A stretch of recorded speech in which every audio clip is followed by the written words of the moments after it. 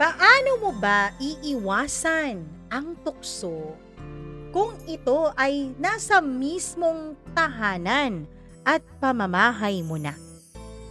Paano nga ba huwag mapadala o magpadala sa init kung ang init na yon ay nagmumula pala sa loob ng mismong bahay na dapat mong protektahan?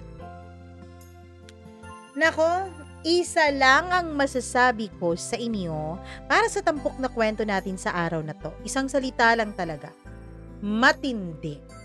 Yes, matindi ang kwentong ito, kaya brace yourselves at syempre, alam nyo na, dapat hinaan nyo na yan, anuhin nyo na kayo lang ang nakakarinig or kung meron man, yung mga nakakaintindi na rin, lalong-lalo na sa mga topic na ganito. Kaya wag na nating patagalin pa. Eto na, sisimulan na natin ang ating kwento dito lamang sa inyong paboritong programa, ang Dear Mama Mia.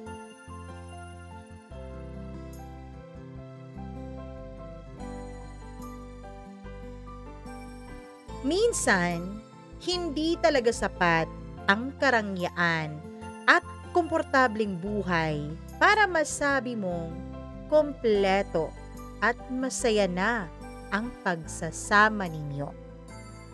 Minsan, mas mahalaga pa rin na nandyan lang siya at nahahawakan mo, lalo na sa panahon ng matinding pangangailangan.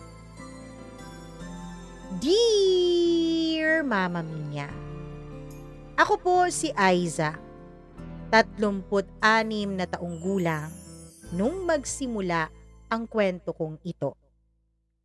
Sa mata ng iba ay napakaswerte ko raw. Maganda raw kasi ako, Mama Mia, sabi nila. Makinis ang kutis at higit sa lahat, may asawa kong hindi na mo problema sa pera dahil seaman siya. Itago natin siya sa pangalang Rodel. Bata pa lang kami, alam ko nang siya ang mapapangasawa ko. Mabait siya, mapagmahal, at totoong mahal na mahal niya ako. Pero may kapalit ang lahat ng iyon. Dahil seaman siya, halos 8 buwan sa isang taon ay wala po siya sa piling ko. 3 buwan lang ang bakasyon niya tapos aalis na naman. Kaya habang ginagabayan ko ang anak naming si Maika, ako rin ang naghahanap ng lakas ng loob na kayanin ang magdamag na mag-isa lang akong nasa kama. Ako lang ang humahawak sa sarili kong katawan kapag ako ay naiinitan sa pangungulila. Mama Mia, ang akala ko dati ay kaya ko naman ang lahat ng iyon. Pero ang hindi ko akalain ay dito pala magsisimula ang mga bagay na hindi ko man lang iniisip dati na magagawa ko. Sa bahay na tinitirhan po namin, hindi lang po kami ang nakatira dito. May kasama kaming matagal nang nandyan, si Tito Dante. Siya ang kapatid ng tatay ni Rodel. Nasa 43 anyos na siya. At mula nung magkasakit ang biyanan kong lalaki, dahil matagal na rin namang namatay ang nanay ni Rodel, ay dito na siya tumira sa amin para tumulong na alagaan ang tatay ni Rodel na kapatid niya. Pero kahit noong nawala na ang biyanan ko, si Tito Dante ay hindi na rin umalis sa tahanan namin. Mama Mia, ayaw na rin paalisin ni Rodel ang tito niya dahil wala naman daw itong ibang pamilya. Hiwalay na kasi ito sa asawa at binitbit ng asawa niya ang 2 nilang mga anak. Matagal nang single si Tito Dante. Kaya naman ang sabi ni Rodel, parang ama na rin daw niya ito. Kaya naman, dito na ito tumitira kasama namin. Kung titignan mo siya, hindi naman po siya ganun kapogi tulad ng asawa niya, tulad ng pamangkin niyang asawa ko. Pero may dating po siya na mahirap ipaliwanag. Maskulado ang kaniyang pangangatawan, moreno at laging amoy pawis at sabon pagkatapos maligo. May mga guhit ng karanasan sa kaniyang noo at mga mata. Para siya yung tipong hindi mo maiiwasang matignan kapag dumadaan. At heto ang totoo, Mama Mia. Mula nung mag-asawa ko, hindi ko na masyadong tinitignan pa ang ibang lalaki. Pero kay Tito Dante, ibang klase pong kuryente ang daladala ng presensya niya. Isang hapon, nagluluto ako sa kusina. Nakasuot lang ako noon ng madipis na duster. Dumaan si Tito Dante, pawis na pawis galing sa pag-aayos ng butas sa aming bubong. Huminto siya sa tabi ko at kumuha ng tubig na maiinom. Inabutan ko siya dahil hawak ko naman noon ang pitsil. Salamat, Aiza, ha? Ang init talaga ngayon eh. Buti may malamig na tubig dito, sabi niya. Habang umiinom siya, kitang-kita ko po ang pagbagsak ng pawis mula sa gilid ng leeg niya pababa sa kanyang dibdib. Napalunok ako, Mama Mia. Para bang biglang nanuyo ang lalamunan ko. Hindi dahil sa init ng kusina, kundi dahil sa init na lumulobo sa loob ko. Wala yun, Tito. Basta magpahinga ka lang. Mamaya-maya, luto na tong niluluto ko. Sagot ko na pilit pinapakalma ang sarili ko. Ngumiti siya.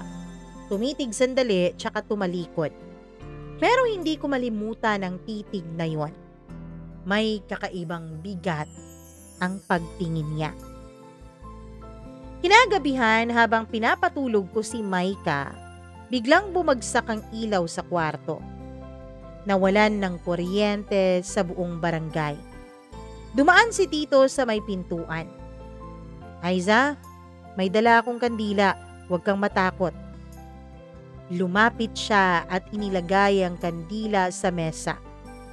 Sa liwanag ng apoy ay nakita ko ang anino ng mukha niya. Ang lalim ng mga mata niya habang nakatingin sa akin. Napatigil ako. Ramdam ko ang kaba sa dibdib ko. Habang inaabot niya ang kandila ay bahagya niya pong nahawakan ang daliri ko. Ilang saglit lang yun pero dumaloy sa katawan ko ang init na hindi ko maintindihan. Para akong pinisil ng hangin. Para bang isang simpleng hawak lang ay nagising ang matagal nang natutulog na damdamin sa loob ko. Nang gabing yun ay hindi ako nakatulog kaagad. Nakahiga ako, hawak-hawak ang kumot, pero ang isip ko ay na kay Tito Dante. Bakit ganun? Isang dampi lang, isang titig lang ay para na akong sinusunog ng kakaibang apoy. Naramdaman ko ang pangungulila sa asawa kong si Rodel.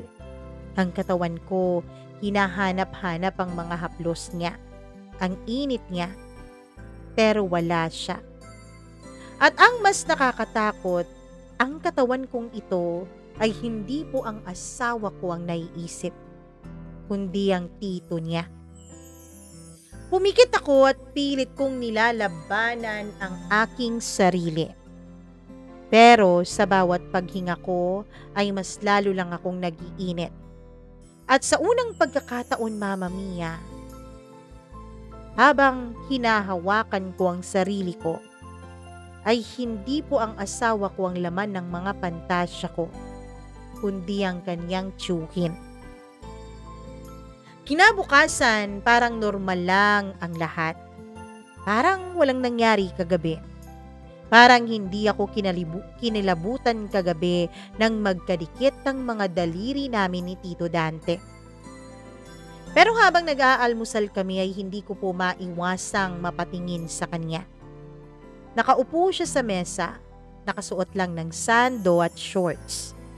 Halos bumakat ang maskulado niyang braso at sa tuwing kumikilos siya, kitang-kita ko ang bagsik ng kanyang katawan. Para akong nababaliw, Mama Mia. Gusto kong umiwas pero parang may magnet sa mga mata ko na palagi na lang bumabalik ang tingin sa kanya. Masarap pala ang sinigang mo kagabi, Aiza, sabi ni Tito habang kumakain ng itlog. Talaga? Madali lang naman lutuin yun eh, sagot ko na nakangiti. Humisi siya, tila may halong kalokohan at biro ang mga mata. Siguro kahit anong lutuin mo, masarap talaga.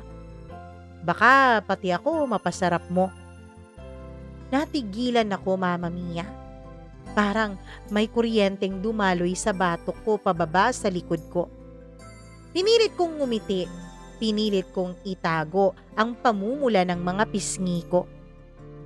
Loko ka talaga, Tito, sagot ko sabay iwas ng tingin sa kanya. Pero sa loob ko, ramdam kong may ibang ibig sabihin ang mga biro niyang yun. At ang mas masakit tanggapin, Mama Mia, ay parang ginusto kong hindi na lang biro ang kanyang sinabi. Tanghali noon, naglalaba ako at nagbibilad ng mga damit sa sampayan. Mainit ang araw kaya pawis na pawis ako. Nagtanggal ako ng suot kong bra at nagduster na lang para hindi ako masyadong mainitan. Habang isinasabit ko ang damit ko sa sampayan ay dumaan si Tito. May dala siyang timba ng tubig. Hindi ko akalain pero tumigil siya sandali at ramdam kong nakatingin siya sa akin kahit hindi ko siya nakikita. Aiza, baka kailangan mo ng tulong dyan. Ay, hindi na Tito, konti na lang to eh. Nung lingunin ko siya ay ngumiti siya. Pero bago siya umalis ay nahuli ko ang tingin niya sa dibdib ko kahit nakadaster ako. Batak kasi noon ang dibdib ko sa manipis na tela. Para akong kinuryente. Himbis na mahiya ay may kakaibang kiliti akong nararamdaman. Para tila ako lalong nag-iinit, Mama Mia. Pagalis niya ay nahawakan ko ang dibdib ko. Huminga ako ng malalim. Ano ba tong nangyayari sa akin? Bulong ko sa sarili ko. Kinagabihan habang pinapatulog ko ang anak kong si Maika ay kumatok si Tito. Aiza, may kailangan ka ba? May dala akong tsaa. Baka gusto mong uminom nito bago matulog. Inabot ko ang baso pero sa pag-abot niya ay muling nagkadikit ang mga kamay namin. Mas matagal, hindi niya agad binitawan. Parang sinadya niyang ipatong ang kamay niya sa kamay ko. Ramdam ko ang gaspang ng palad niya sa lambot ng balat ko. Ramdam ko ang bigat ng kanyang paghinga habang nakatitig siya sa akin. Napalunok ako at pilit kumukuwala sa pagtitig na iyon. Salamat, Tito. Ako na to. Ngumiti lang siya. Sige, good night, Aiza. Pero nang umalis siya ay ako naman itong hindi mapakali. Ang katawan ko ay tila nanginginig. Ang dibdib ko ay kumakabog ng malakas. At ang pagkababae ko, Mama Mia, ay tila ba may kakaibang reaksyon na hindi ko maipaliwanag dahil lamang sa pagkakadikit ng mga balat namin ni Tito Dante. Lumipas ang mga araw at parang lalo kaming nagiging malapit ni Tito. Minsan nakakasabay ko siyang manood ng TV sa sala. Minsan siyang nagbabantay kay Maika kapag may ginagawa ako o pumupunta ako sa palengke. Isang gabi, nanonood kami ng pelikula. Nakaupo ako sa isang gilid ng sofa at siya naman ay sa kabila. Pero habang tumatagal ay napapansin kong tila unti-unti siyang lumalapit sa akin. Hanggang sa halos magkadikit na ang mga tuhod naming dalawa. Ramdam ko ang init ng hita niya sa tabi ko. Napalunok ako pero hindi ako umiwas. Hanggang sa bigla niyang inilapit ang kamay niya at dumampi sa hita ko. Saglit akong nanigas dahil doon. Aiza, bulong niya. Paos ang kaniyang boses at mabigat ang kaniyang paghinga. Tumingin ako sa kaniya, Mama Mia, at sa unang pagkakataon, wala na akong nakitang biro o biru-birong tingin. Puro apoy lang ang nakikita ko sa mga mata niya. At alam kong ako man ay ganun na rin ang nakikita niya sa mga mata ko. Pero bago pa siya tuluyang makalapit ay biglang umiyak ang anak ko sa kwarto. Parang natauhan kaming pareho. Agad akong tumayo at nagmamadaling tinungo ang anak ko. Si Tito naman ay nanatiling nakaupo, hawak ang buhok na para bang nagpipigil. At sa loob-loob ko, alam kong kung hindi lang umiyak ang anak ko, ay baka hindi ko na talaga napigilan ang aking sarili. Hindi ko alam kung paano kami napunta sa ganoong sitwasyon ni Tito Dante. Parang unti-unting binubura ng tadhana ang hangganan sa pagitan naming dalawa. Sa bawat araw na lumilipas, Mama Mia, ay tila lalo akong natutukso.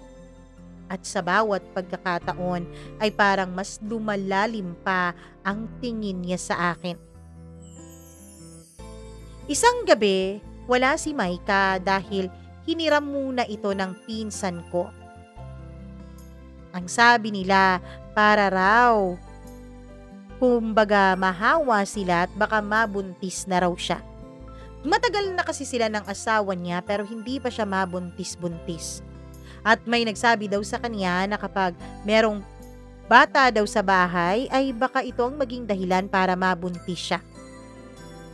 Kaya naman pinahiram ko na lang din ang anak ko para magkapaglinis ako ng maayos sa bahay. Hindi ko alam, Mama Mia, na ang desisyon pala na yun ang magdadala sa akin sa tukso. Habang nag-aayos ako ng mga gamit sa kusina, ay biglang dumating si Tito. May dala siyang 2 bote ng beer. Magpahinga ka naman, Aiza. Laging pagod ka na lang parati ah. Di ka, sabayan mo ko para makapagkwentuhan na rin tayo. Nagdalawang isip ako, pero sa huli ay tumango rin ako. Sige na nga, pero konti lang Tito ha, baka mahilo ako eh. Naupo kami sa may terrace, tahimik ang paligid. Tanging huni lang ng kuliglig at hampas ng hangin ang maririnig. Sa ilalim ng dilaw na ilaw ay magkatabi kaming dalawa habang tumutungga ng beer. Hindi ka ba nahihirapan, Aiza? Tanong niya sa akin sabay tingin. Sa ano, Tito? Sa ganito, na halos wala si Rodel sa tabi mo. Ikaw, laging mag-isa tapos may anak pa kayo, ang bata-bata pa. Napabuntong hininga ako. Siyempre, mahirap. Pero kailangan, Tito eh. Para sa kinabukasan. Para kay Maika. Tumango siya sabay inom. Pero hindi ka ba nalulungkot? Hindi ka ba naghahanap ng kasama? Nag-init ang pisngi ko dahil sa tanong na yon. Parang ibang klase yon. Hindi ako agad nakasagot. Ngumiti siya ng pilyo, parang alam niyang tinamaan ako sa tanong niya. Habang nag-uusap kami ay ramdam ko ang titig niya sa akin. Hindi na ito tingin ng isang tito sa asawa ng pamangkin niya. Iba, mainit, at tila ba may pagnanais. At ang mas nakakatakot ay hindi ko na rin siya matingnan noon bilang tito ni Rodel. Tinitignan ko siya bilang isang lalaking matagal nang nandyan. Isang lalaking lagi lang nakamasid. Isang lalaking handa akong yakapin at punuan ang aking pangungulila. Habang dumudulas noon ang beer sa lalamunan ko ay lalo kong naramdaman ang init ng katawan ko. Hindi ko alam kung dahil ba talaga sa alak o dahil na sa kanya. Alam mo, Aiza, biglang sabi niya sabay lapit ng katawan niya sa akin. Ramdam kong halos dumikit na ang braso niya sa braso ko. Minsan, naiisip ko, hindi patas ang mundo sa'yo. Ang ganda mo, ang bata mo pa, tapos palagi ka lang mag-isang natutulog. Napakagat ako sa labi. Dito, mahina akong tugon. Wala akong ibig sabihin, pero kung ako si Rodel, hindi ko kayang iwan ka ng ganito katagal. Ramdam ko ang bigat ng kamay niya nang ilagay niya ito sa ibabaw ng kamay ko. Ngunit hindi ko ito inalis. Sa halip ay parang nanigas ako sa kinauupuan ko. Kito, baka kung anong isipin mo. Wala. Ang gusto ko lang, malaman mo, Aiza, na nandito ako. Kahit ano pa man yan. Tahimik kaming pareho. Parehong nakatingin lang sa isa't isa. Para bang may hangin na humahatak sa amin palapit. Unti-unti ay inilapit niya ang mukha niya sa akin. Nakikita ko na ang linya ng labi niya, ang lalim ng titig niya, at ang bahagyang panginginig ng paghinga niya. Napapikit ako, Mama Mia. At sa sandaling yon, ramdam ko na ang init ng hininga niya sa labi ko. 1 pulgada na lang at magkakabanggaan na talaga kami. Pero bigla kong naaalala si Rodel. Naalala ko rin si Maika. Naalala ko ang pamilya namin. Napadilat ako at agad akong tumayo bago pa man magtama ang aming mga labi. Tito, tama na. Baka kung saan pa to humantong. Para rin siyang nagulat pero ngumiti lang ng payapa. Pasensya ka na, Aiza, ha? Nakainom na ako eh. Hindi ko na alam ang ginagawa ko. Pagkatapos noon ay uminom siya ng beer. Pilit bang itinatago ang bigat ng emosyon niya. Ako naman ay nakatalikod pero ang dibdib ko ay kumakabog pa rin. At kahit halos tumakbo na ako noon papasok ng bahay, ang totoo, Mama Mia, ay ramdam na ramdam ko ang matinding pagkabitin. Para akong isang kandilang muntik ng masindihan pero agad din namang tinakpan. Nang gabing yun ay nakahiga ako sa kama. Hindi ko alam kung paano ako makakatulog. Mumikit ako pero imbis na mukha ng asawa ko ang makita ko, ay si Tito po ang naiisip ko. Ang mga bigat ng titig niya, ang init ng paghinga niya, ang kamay niyang dumampi sa kamay ko. At bago ko na malayan ay unti-unting gumapang ang kamay ko sa aking katawan. Parang gusto kong ipagpatuloy ang muntik ng mangyari kanina. Tahimik na ang buong bahay pero sa loob ng kwarto ko ay mainit ang paghinga ko. Mainit ang imahinasyon ko. At lahat ng iyon ay tungkol kay Tito. Lumipas ang ilang mga araw, mula ng gabing halos maglapat ng mga labi naming dalawa ni Tito Dante. Pinilit kong magpakabisi. Pinilit kong umiwas. Pero sa bawat kilos ko, sa bawat tingin ko sa kanya ay para bang lalo lang lumalakas ang paghila sa akin ng tukso. Mama Mia, gusto ko sana noon na sabihin sa asawa kong si Rodel na ipabukod na ang tiyuhin niya. Kaya lang natatakot naman ako na baka kung anong isipin ni Rodel. Baka isipin niya na may nangyayari sa amin ng tito niya. O baka isipin niya na may kakaiba na akong nararamdaman kay Tito Dante. Hindi ko alam kung paano sasabihin kay Rodel nang walang paghihinalang mabubuo sa kaniyang isipan. Hapon iyon, bumuhos ang napakalakas na ulan. Walang kuryente dahil yung lugar namin, Mama Mia, ay nawawalan talaga ng kuryente lalo na kapag umuulan. Kaya pareho kami na nasa sala ni Tito Dante. Ako nakabalot ng kumot habang pinapakalma si Maika na natatakot sa kulog. Si Tito naman ay tahimik lang na nakaupo sa kabilang dulo ng sofa at nakamasit. "Hindi ka ba masyadong giniginaw, Aiza?" tanong niya.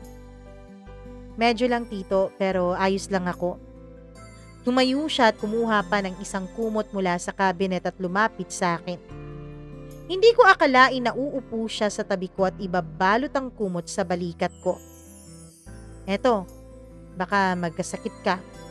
Mahirap kapag ikaw pang nagkasakit." Bulong niya. Ramdam ko ang bigat ng kamay niya sa balikat ko. Ang init ng katawan niyang halos sumanib na sa akin. At sa liwanag ng kandila ay nakita ko ang titig niya. Hindi iyon titig ng isang taong nagmamalasakit lang. Titig iyon ng isang lalaking hayok pero nagpipigil. Kaya lang, malapit na ring sumabog. Biglang kumidlat. Napaigtad ako at hindi ko na malayang napayakap pala ako sa braso niya. Naramdaman ko ang tigas ng braso niyang parang bato. Ramdam ko ang amoy ng sabon at pawis na lalaking lalaki. "Aiza," mahina niyang bulong. Tumingala ako at doon sa isang iglap nagtagpo ang mga mata naming dalawa. Para kaming dalawang taong matagal nang nagpipigil at ngayon lang binitawan ng preno. Dahan-dahan niyang inilapit ang mukha niya sa akin. Hindi na ako umatras.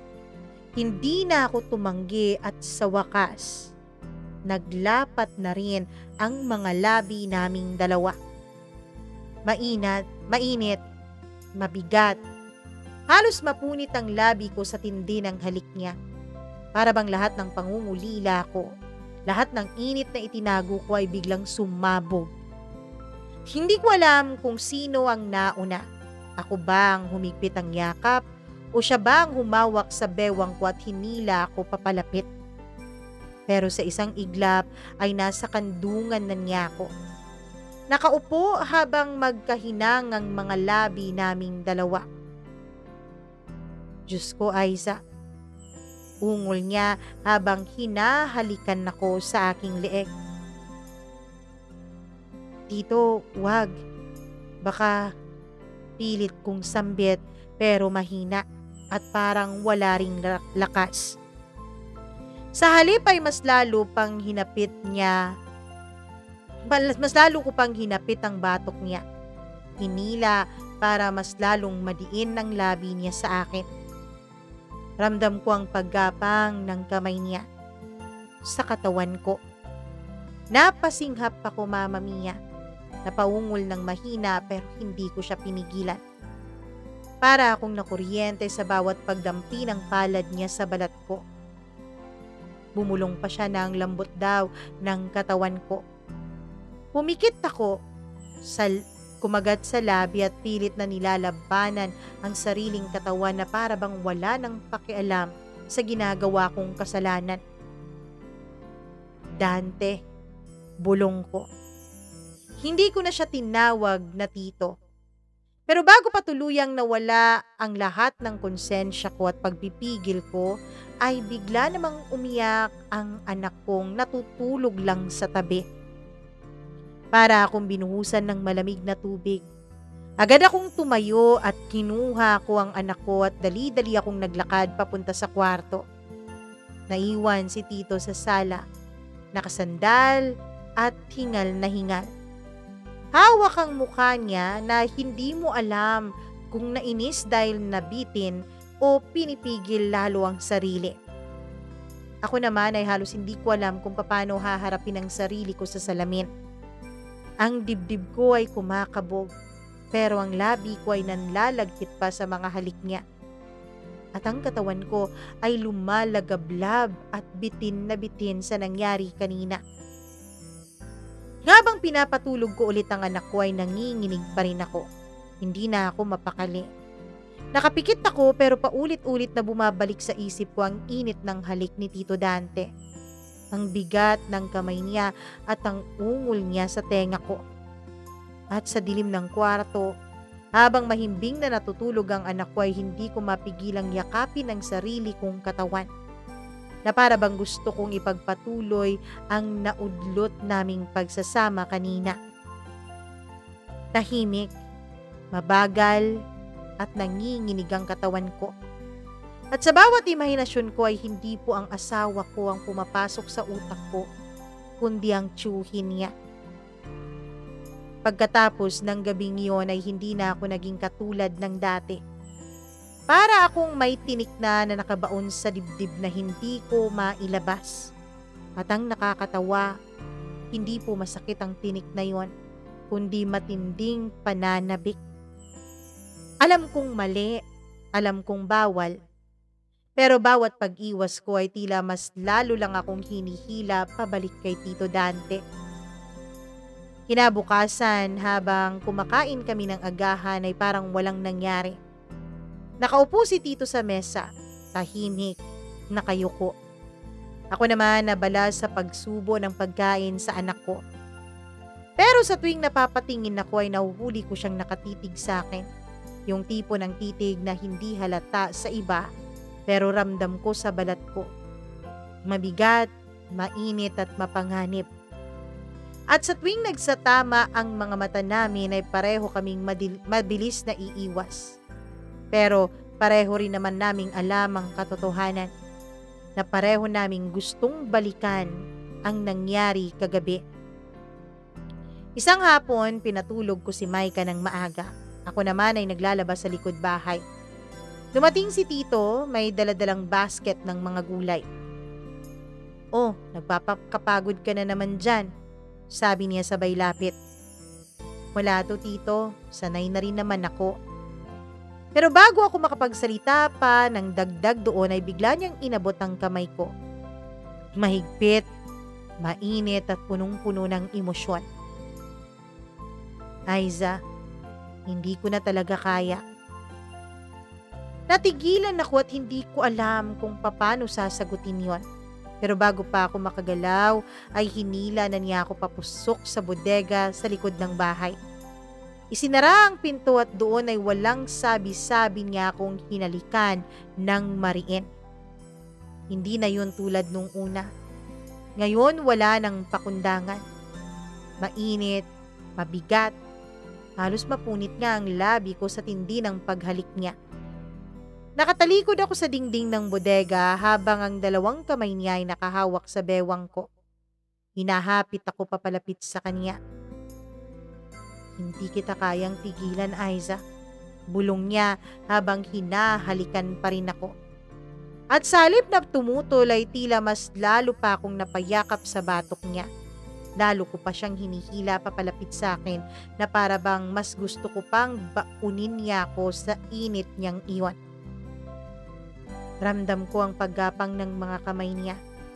Una sa bewang, tapos unti-unting kumalat iyon sa katawan ko. Napapasinghap ako sa bawat pagdampi. "Tito, baka makita tayo." Mahina akong sambit pero walang lakas ang boses ko para tumutol. Walang makakakita sa atin dito." Sagot niya, sabay halik ulit sa akin na siyang nagpaungol sa akin. Mainit, mabigat, para akong nawawala sa sarili at alam kong kahit anong oras ay pwede talaga kaming mahuli ng kahit na sino. Pero imbis na matakot ay tila mas lalo pa akong nag-init.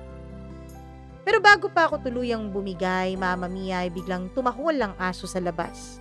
Parang natauhan kaming pareho. Agad niya akong binitawan, hingal na hingal at ako naman ay mabilis na inayos ang sarili ko. "Aiza," bulong niya na hawak pa rin ang kamay ko. Hindi ko na kayang itigil pa to. Hindi ako sumagot.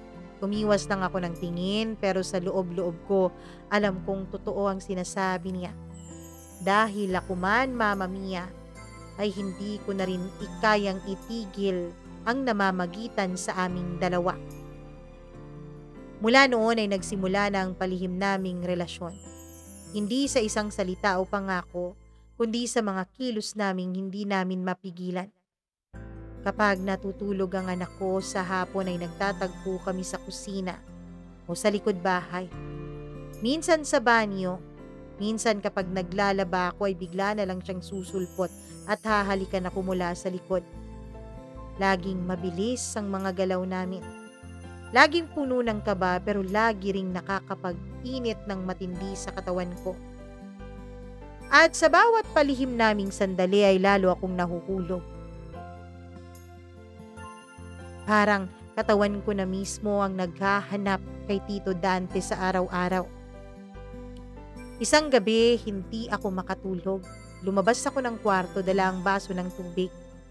At doon ko siya nakita, nakaupo sa sala, nakainom at nakatitig sa kawalan. Paglapit ko ay tumingin siya sa akin.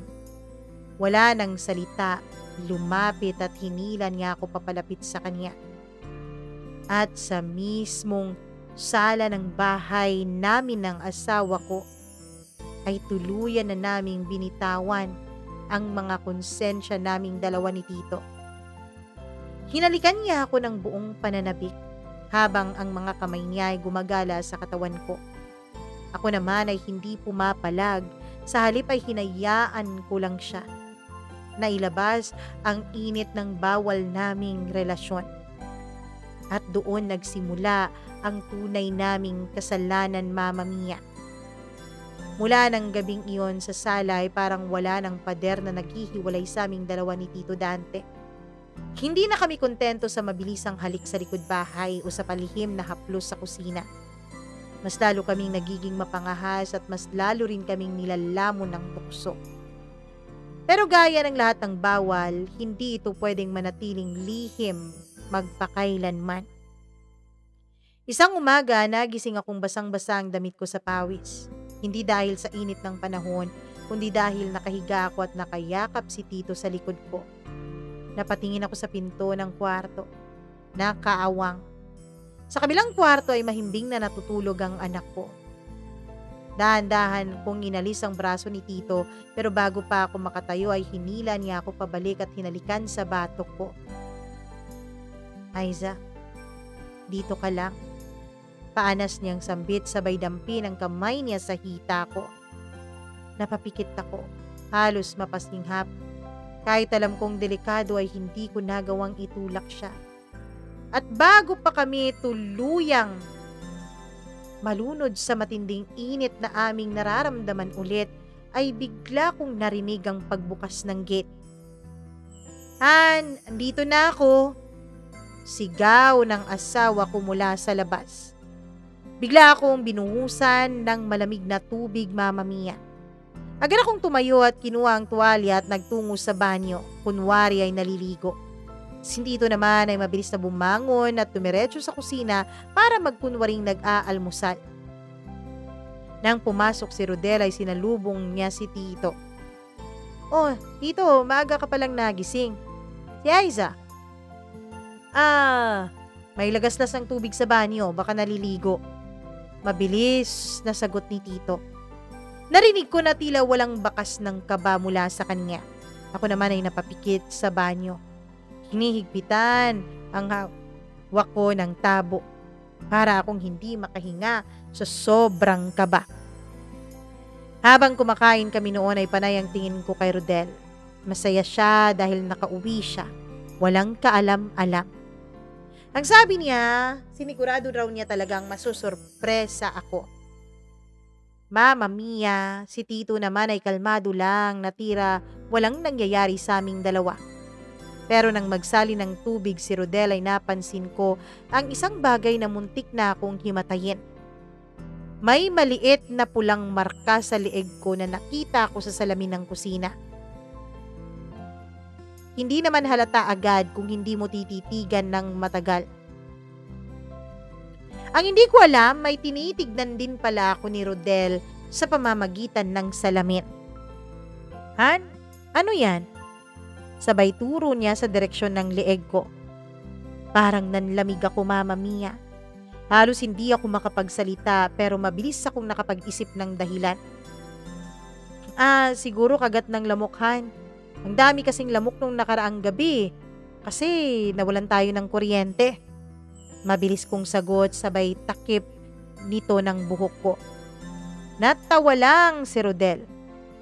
Oo nga, ang daming lamok dito sa probinsya, lalo na kapag walang kuryente.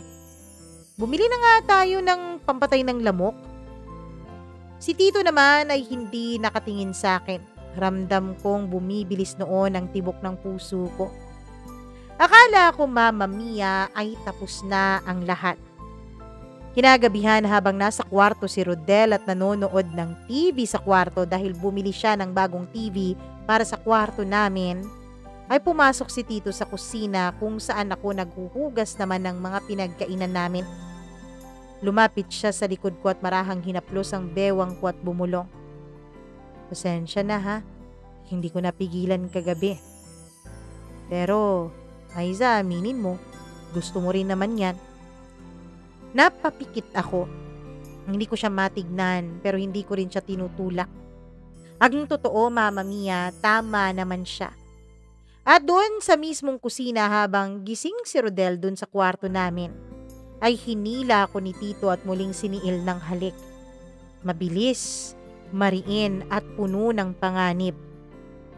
Habang hinahalikan niya ako ay naririnig ko ang tawa ni Rodel mula sa kwarto namin.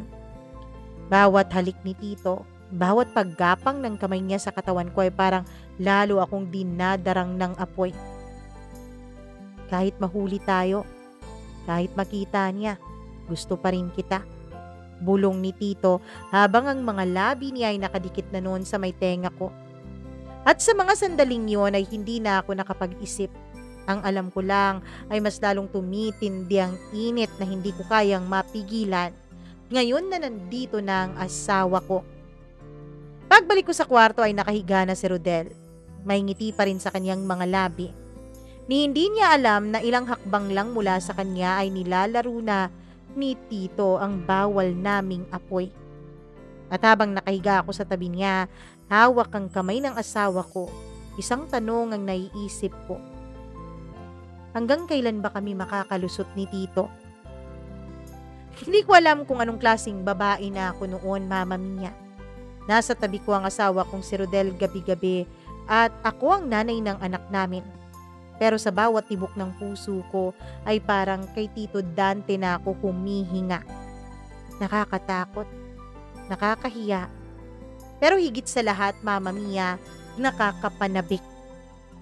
Simula nung muntik kaming mabuking dahil sa marka sa leeg ko ay tila mas naging maingat na rin kami ni Tito. Hindi na lang basta sa kusina o bodega. Gumagawa na talaga kami ng paraan. Minsan sinasabi ko kay Rodel na pupunta ako ng palengke para bumili ng isda. Sasama naman daw si Tito para buhatin ito. Pero ang totoo ay nauuwi lang kami sa isang mumurahing motel kung saan walang makakakita sa aming dalawa. Minsan sasabihin ni Tito na pupunta siya sa bayan para bumili ng mga gamit at ako naman ang isasama niya dahil meron akong pupuntahan at magpapadala ako ng pera sa mama ko. At sa biyahe pa lang, Mama Mia, magkahawak ng mga kamay naming dalawa. Nagtatago na parang mga kabataang pinagbabawalan na magkaroon ng maagang relasyon ng kanilang mga magulang. Isang tanghali sinabi ko kay Rodel na mahaba ang pila sa palengke.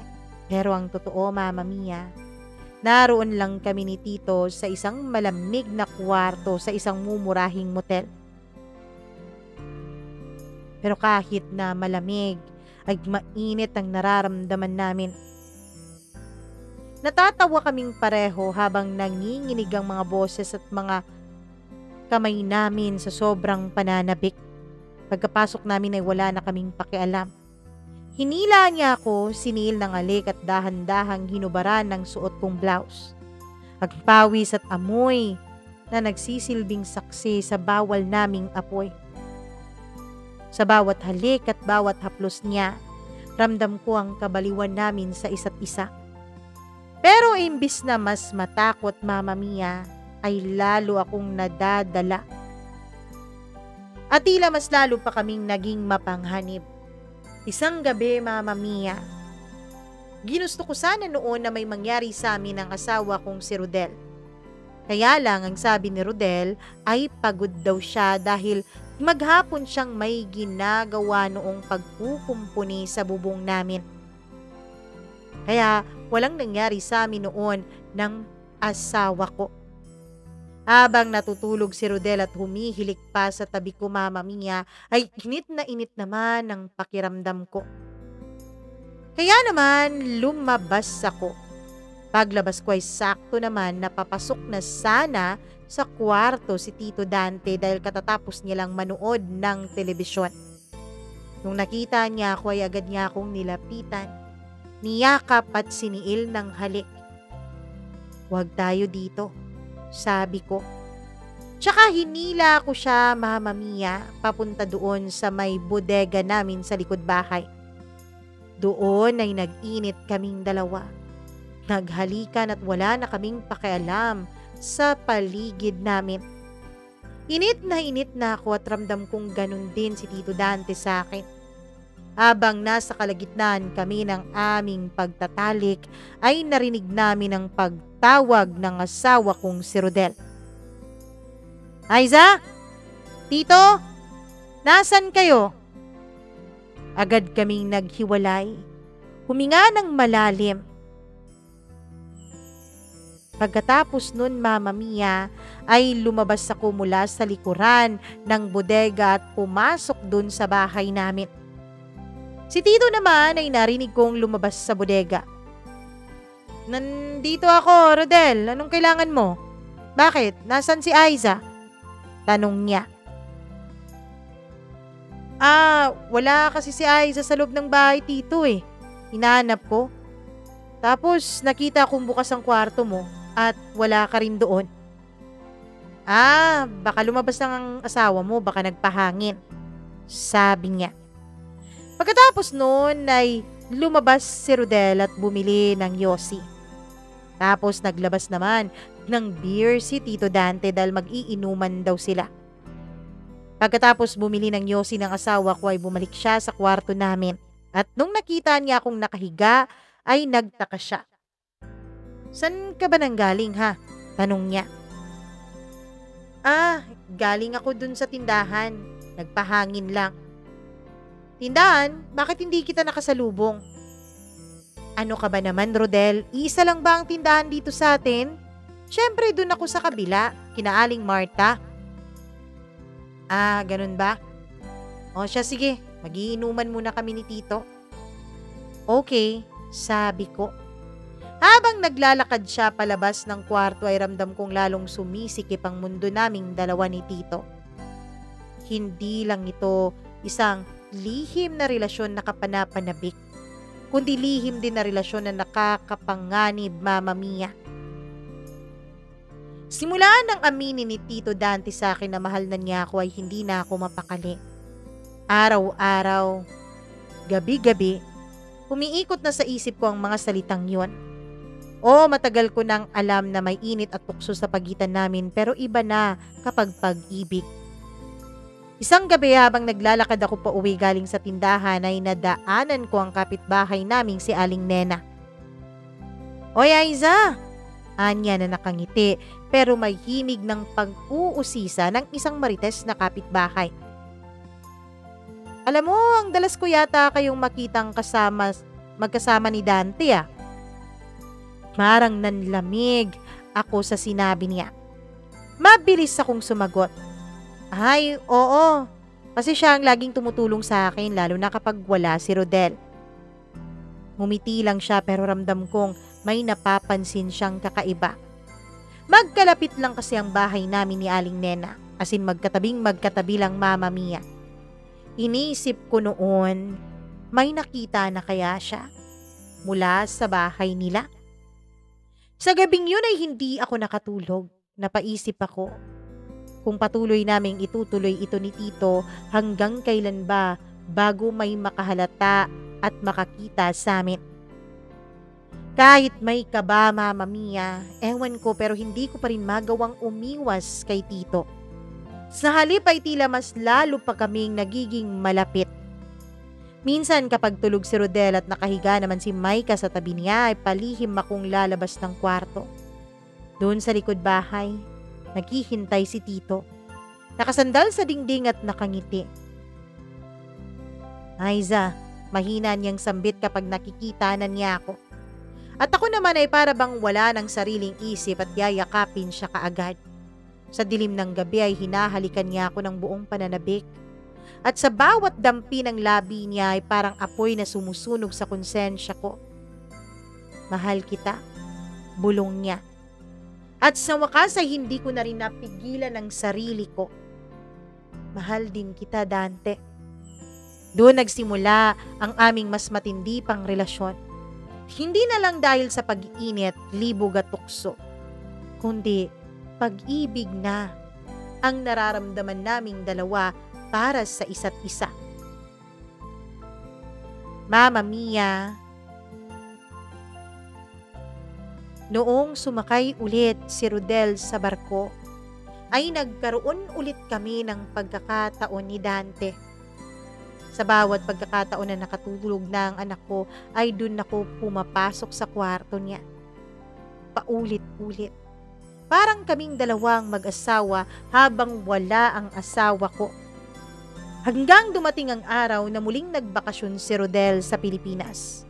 Masaya siya, dala-dala ang mga padala at kwento galing barko. Pero sa tuwing tinitignan ko siya, Mama Mia, ay kinakain po ako ng aking konsensya. Isang gabi habang naghuhugas ako ng plato ay biglang nagsalita si Rodel sa likuran ko. Han, minsan pakiramdam ko parang may tinatago ka sa akin. Parang nanlalamig ka kasi. May problema ka ba? Halos malaglag ko noon ang platong nasa kamay ko. Buti na lang at nasa lu ito ng kaliwang kamay ko, Mama Mia. Problema? Wala naman, Han. Siguro stress lang. Sagot ko na pilit ngumiti. Pero nang tumingin ako kay Tito ay nakaupo siya sa may sala at tahimik lang. Alam kong naramdaman din niya ang kakaibang kabang nararamdaman ko. Isang hapon nadatnan ako ni Rodel nakausap si Tito sa may bodega. Nakatayo ako. Nakayakap ang mga braso ko sa dibdib niya. Habang si Tito naman ay nakasandal sa dingding. Buti na lang at hindi naman kita ni Rodel ang mga kamay ko, kaya hindi niya nakitang nakayakap ako kay Tito. Anong pinag-uusapan niyo dito? Tanong ni Rodel na kumunot ng noo. Naghiwalay na kami sa pagkakayakap namin noon ni Tito Dante. Tungkol lang sa ani. Nag-aalala lang ako kung sapat ba ang kita sa palayan ngayong buwan na ito. Mama Mia, nakalimutan ko nga palang sabihin sa inyo na si Rodel ay may munting palayan na pamana sa kanya ng papa niya na si Tito Dante ang umaasikaso. Buti na lang at naniwala naman si Rodel sa naging palusot ko. Pero ramdam kong pinagpawisan ng malamig ang batok ko. Ilang segundo na lang at baka mabunyag na ang lahat. Kung hindi pa ako unang nakakita sa kanya na papalapit sa amin, ay baka hindi pa ako bumitaw sa pagkakayakap namin ni Tito Dante sa isa't isa. Habang lumilipas ang mga araw, mga buwan, ay lalo kaming nahuhulog ni Tito. Kapag may pagkakataong magkasama kami ay mas hinahabaan pa namin ang oras ng aming halikan. Mas tinatagalan ang aming haplusan at mas tinatagalan ang pag-iisa ng aming mga katawan. Mama Mia, hindi na lang basta kasalanan si Tito para sa akin, kundi naging parte na rin talaga siya ng buong buhay at pagkatao ko. Pero habang mas lumalaki ang damdamin namin sa isa't isa, ay mas lumalalim din ang panganib na baka madiskubre kami. Isang gabi, dumating si Rodel ng mas maaga.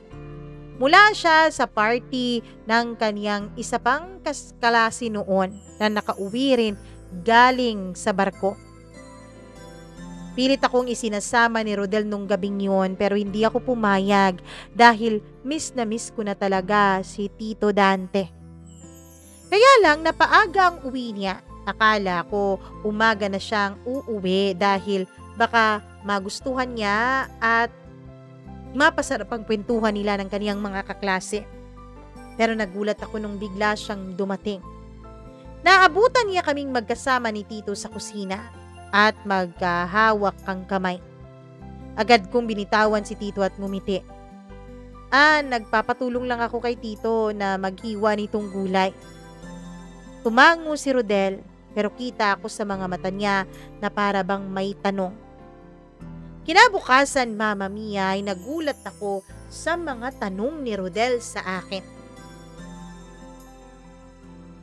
Aiza, may pagmamahal ka pa ba sa akin? Parang pinipiga ang puso ko. Pinilit kong parang tumatawa para hindi niya halata.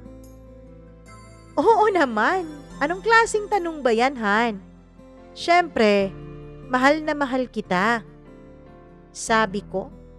Pero sa loob-loob ko, Mama Mia, ay iisang pangalan lang ang umaalingaw-ngaw sa dibdib ko. At dumating nga ang araw na kinatatakutan kong mangyari.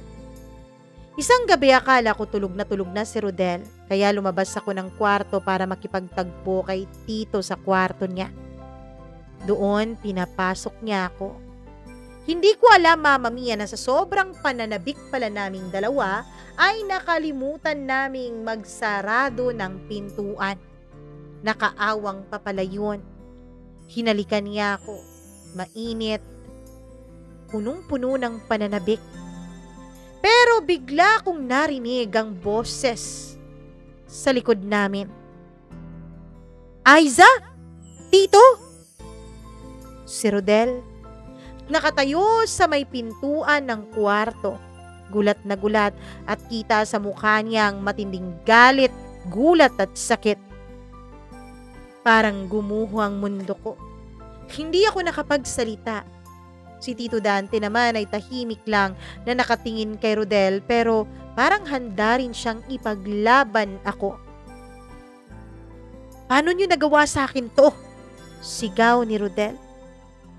Han, patawarin mo ko. Halos mapadapa na ako sa sahig noon sa sobrang pag-iyak ko.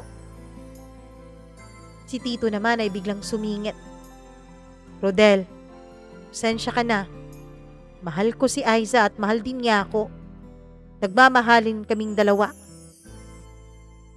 Para akong binuhusan ng kumukulong tubig sa narinig kong yun.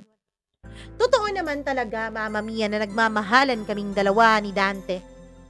Pero masakit pala na makita na nasasaktan ang asawa ko habang naririnig niya ang mga katagang yun. Umalis ka dito sa pamamahay ko, Tito. Hindi na kita gustong makita pa. Galit na sigaw ni Rodel. Kinabukasan nagimpake na si Tito Dante. Lumapit siya sa akin at hinawakan ang kamay ko. Aiza, sumama ka na sa akin. Simulan natin ulit ito kahit saan. Umiiyak ako. Sa totoo lang, gustong-gusto kong sumama, Mama Mia. Kasi mahal ko siya eh. Pero nang makita ko ang anak kong si Maika na natutulog sa higaan ay napaisip ako. Dante, hindi ko maiwan ang anak ko. At hindi siya ipapasama ni Rodel sa akin. Tumawag na si Rodel sa isang abogado. Sinigurado na niyang hindi mapupunta sa akin ang anak ko kapag umalis ako sa tabi niya. Patawarin mo ko. Kitang-kita ko ang sakit sa mga mata ni Dante bago siya tuluyang umalis. Mama Mia, mula noong nahuli niya kami ng tiyuhin niya, ay nagbago na rin si Rodel. Hindi na siya yung Rodel na malambing, pero nanatili pa rin siya nakasama naming dalawa para sa anak naming si Maika. Ako naman, Mama Mia, ay kinakain araw-araw ng matinding pagsisisi. Oo, mahal ko si Dante. Minahal ko rin naman ang asawa kong si Rodel. Pero, bago ang lahat.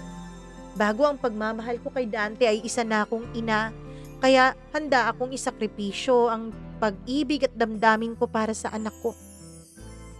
Dahil binantaan ako ni Rodel, Mama Mia. Ang sabi niya kapag umalis ako ay sisiguraduhin niya na hindi mapupunta sa akin ang anak ko. At kapag itinakas ko raw ang anak niya, sisiguraduhin niyang makukulong ako.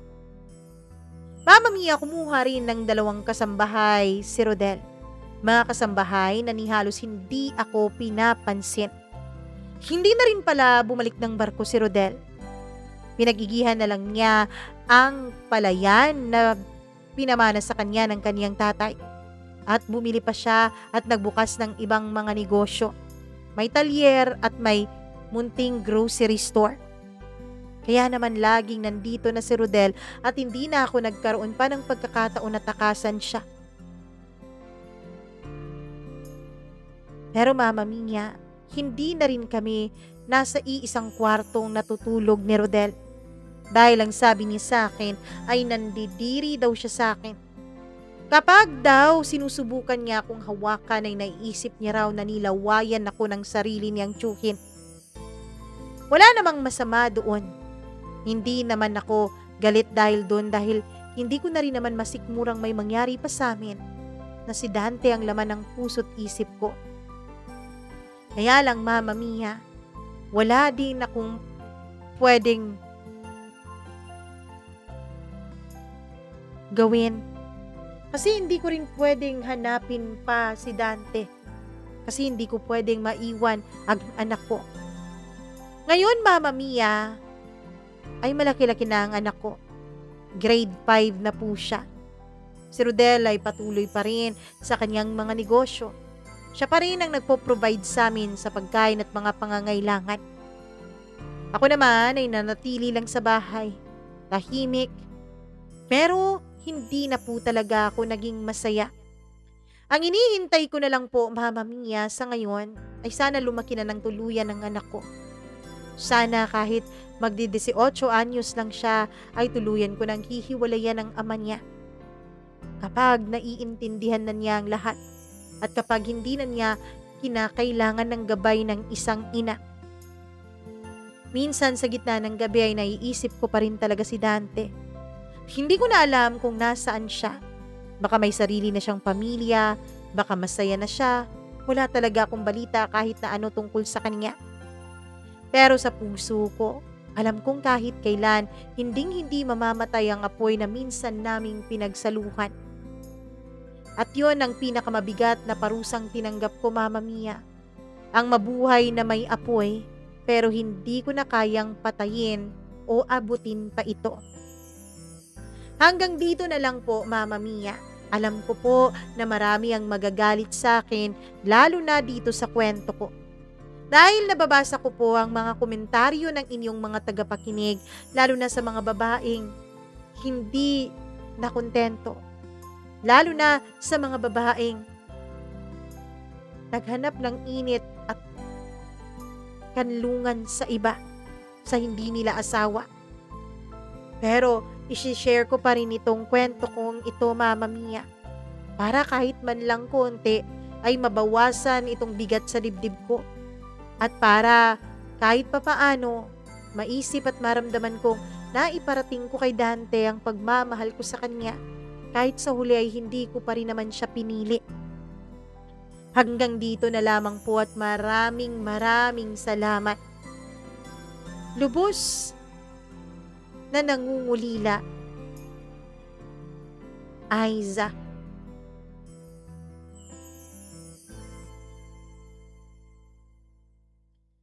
Di ko alam kung maaawa ako sa iyo, Aiza, pero sabi mo nga, nako, marami nang huhusga sa iyo kaya hindi na ako makikisali pa sa kanilang lahat.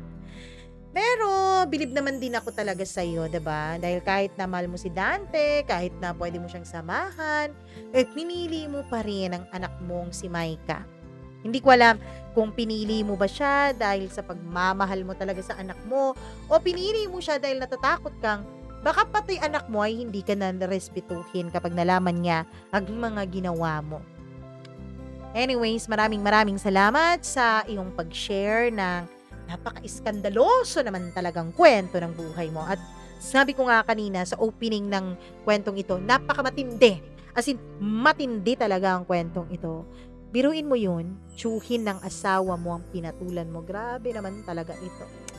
Anyways, maraming salamat ulit. At sa lahat ng mga nakikinig ngayon, I know na meron kayong mga, alam niyo na, mga opinion dyan. So, i-comment nyo yan dyan sa baba. Pero maging, respectful naman tayo sa ating mga comment ha. Baka naman, hindi kayanin nitong si Aiza ang inyong mga komentaryo. Be gentle lang kahit konti. Anyways, paki-like at share na rin ang video na to para makaabot din ito kay Dante. Charot lang, tutulungan ba natin siya makaabot to kay Dante? Pero sige na please, paki-like at share nyo na rin dahil sana makaabot ito sa mga taong willing na mag-subscribe dito sa channel natin. Dahil meron pa rin tayo at pinanghahawakan pa rin natin ang ating pangarap o pangarap ko lang naman siguro na makaabot ng 100,000 subscribers. So please, tulungan nyo po akong isubscribe ang channel na ito at i-click ang notification bell para lagi po kayong na-update sa tuwing meron tayong bagong video at kwento na isinishare at ina-upload dito sa ating channel. At huwag nyo rin kalimutan na puntahan nyo rin yung isa pa nating channel at anuhin nyo rin, bisitahin nyo rin at saka isubscribe nyo rin yun. Encounters with Mama Mia. That's ENCOUNTERS. Encounters with Mama Mia. Kakaibang kwento at kakaibang pagkukwento po ang ginagawa natin sa channel na yon. So if you're curious, pakipuntahan at pakibisitahan nyo na rin at 'di ba? Click nyo na rin yung subscribe. Anyways, hello muna tayo sa ating mga members na lagi kong sinasabi na uuna sa ating mga pag-greetings kasi nga, 'di ba?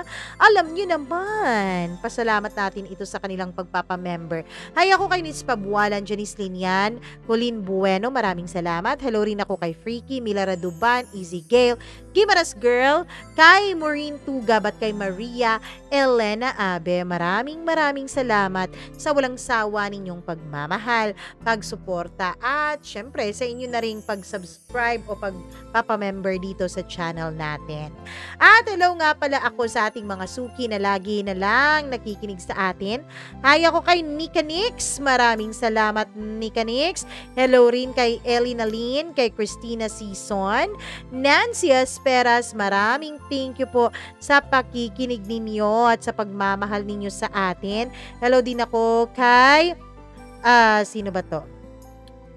Amador Cotillas. Maraming salamat, Amador. Gladys Bakbak, thank you very much. Hello rin ako kay Queenie Yara. Maraming salamat, Christopher Santos. Maraming salamat din, Adia Akayeda. Maraming salamat. Ay din kay Linlin. Thank you very much. Hello rin ako kay Riza Beltagal from Zamboanga City. Maraming thank you. Ruby Ramos, Ladylin Nabarte from Madalag Aklan. Thank you very much. Maricel Mina Leonor de la Cruz. Hi! Maraming salamat. Ay din kay sino pa to? Kay Zaida Vidal, Susan Boribor. Maraming salamat sa inyo. Sa mga hindi pa po nabati at hindi na mention ang inyong pangalan para sa araw na ito ay baka naman sa susunod na upload natin at sa susunod na kwento natin, pangalan mo na ang ating babasahin. At syempre nako, kayo po ay hinihikayat kong mag-share din ng sarili ninyong kwento kung meron kayong mga kakaiba, matindi, nakaka-inspire, nakakainis na kwento na nais nyong ibahagi sa iba, ay nako, this is the perfect platform for you. So, email lamang po kayo, mamamiacdo0317@gmail.com. Muli po, ako talaga ay labis-labis na natutuwa sa inyong suporta at pagmamahal dito sa channel natin. I love you all so much at maraming salamat sa pagmamahal din at sa hindi pagsiskip ng ads. Ako po si Mama Mia. Mag-ingat po kayo palagi and bye-bye!